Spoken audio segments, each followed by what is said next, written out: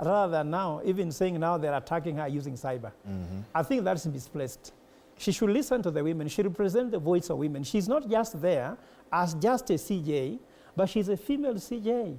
She knows the women issues. I actually tell people the value of a woman, even in the boardroom, is much, much understood, because as a CJ, when there's violence, she knows how violence affects women much more than men.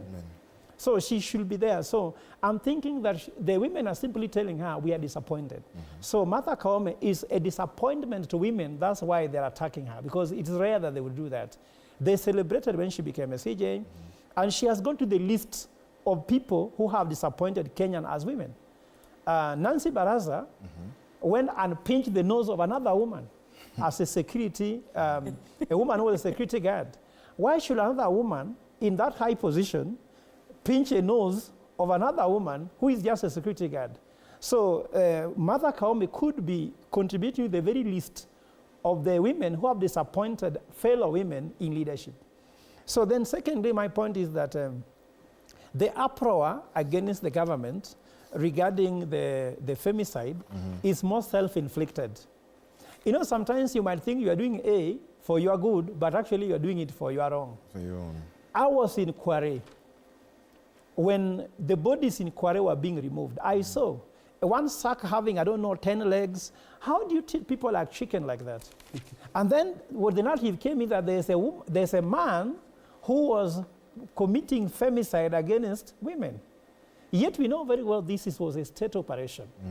Now, by the state having done what they did in Kware, it brought the issue of gender femicide to the fore. Then now the narrative becomes stronger, because you can mention the women who are being killed. And the state was the one reporting how many women were dying in this gender-based violence than others. And it's very clear that this actually is creating a lot of issues. The other thing is that you have to understand, the third point I have is you have to understand that women suffer most during economic, health, and education crisis. Now, whenever there's a population being displaced, women suffered because women cared about the children. They're the ones actually who are preparing food. When the economy is not doing very well, when you go to the woman's headquarters, it's under attack. You go to the kitchen, you can't, there's no sugar, there's no unga, and you're a woman, isn't it? The man, of course, will sit in the sitting with newspaper, but the woman's headquarters is under attack. I don't mean women must work in the kitchen, but I'm saying that women are called dual career. Women do dual career because they are actually the one in charge of homekeeping. At the same time, they have to do a career outside there. So they feel mostly affected. And because they are to raise their voices, now they were being fought, and the voices were being suppressed. And then, of course, I told you, during an economic meltdown,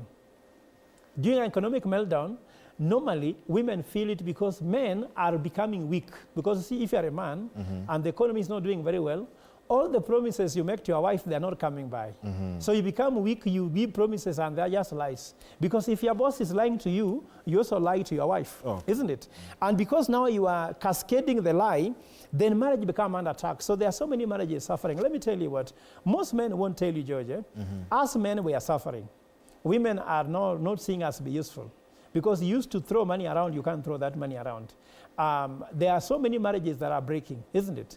I don't want to say mine, but even our mine is under attack also, because when the economy is under attack, all men marriages under attack. Mine is seriously under attack. I don't want to mention in further, but it's under attack because the economy is suffering. And that also goes with the fact that when this is under attack, men are being auctioned. Imagine you are sitting in the sitting room, you promise your wife a holiday for Christmas, and you receive a message for auctioneers. Then the woman is telling you, I want you to take me